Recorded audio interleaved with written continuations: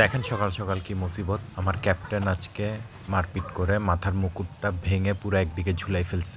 Immediately এটা কেটে এখন আমি এই যে সেট করে দিলাম, নয়তো ওইটা এমনভাবে ঝুলেছিল পুরাটা ছিঁড়ে পড়ে যেত। তাই ভারী অংশটা যতটুক কেটে গেছে ওটুক আমি কেটে ফেলে দিছি, অনেক ব্লাড গেছে। তো এখন মোটামুটি সুস্থ, এই যে খেতে দিয়েছি এরে, এই যে খাচ্ছে।